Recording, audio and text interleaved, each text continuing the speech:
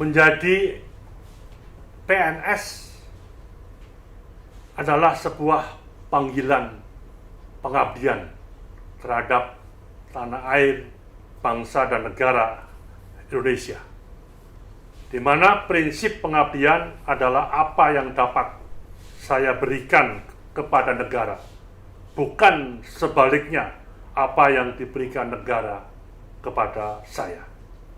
Konsekuensinya, salah satu mungkin penghasilan dianggap relatif kecil dibanding pegawai swasta atau kita berwira swasta.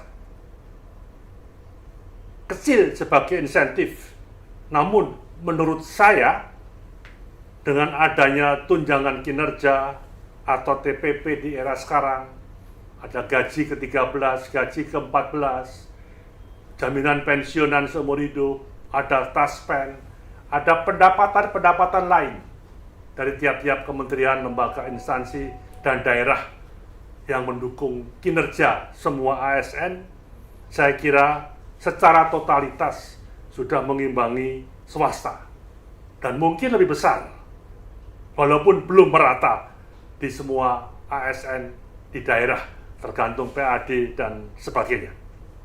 Seiring dengan waktu dan jiwa pengabdian sebagai ASN semakin terasa menurun.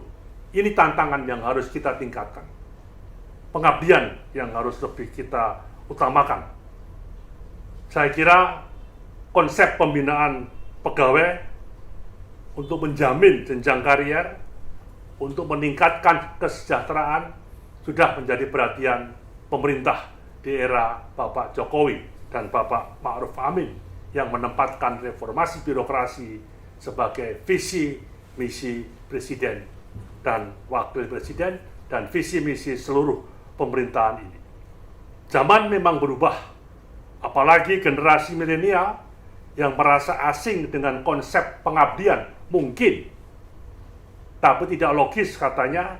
Kini kita menjadi tantangan bersama untuk kita renungkan dan mereformulasikan kembali strategi pembinaan karier PNS yang tetap memberikan dorongan tumbuh dan berkembangnya jiwa pengabdian kepada bangsa dan negara, dan kembali mengemakan nasionalisme yang kokoh bagi mereka generasi milenial khususnya, yang ketika lahir di depannya sudah ada misalnya kalkulator, tertata rapi sebuah komputer, dan aplikasi-aplikasi akuntansi yang siap dipelajari bak sebuah ideologi yang ada.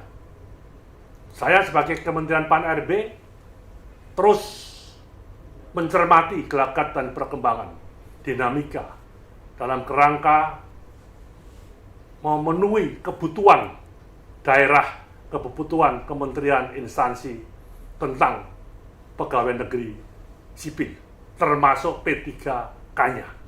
Sehingga ASN di negara kita ini harus bisa semakin inovatif, semakin praktis, semakin mampu beradaptasi, semakin mampu berkolaborasi, sehingga birokrasi yang panjang harus bisa menjadi pendek, kemudian tata kelola melayani masyarakat dan perizinan bisa terwujud dengan baik, dan sistem-sistem kepegawaian ini akan bisa kita laksanakan ke depan untuk semakin efektif dan efisien.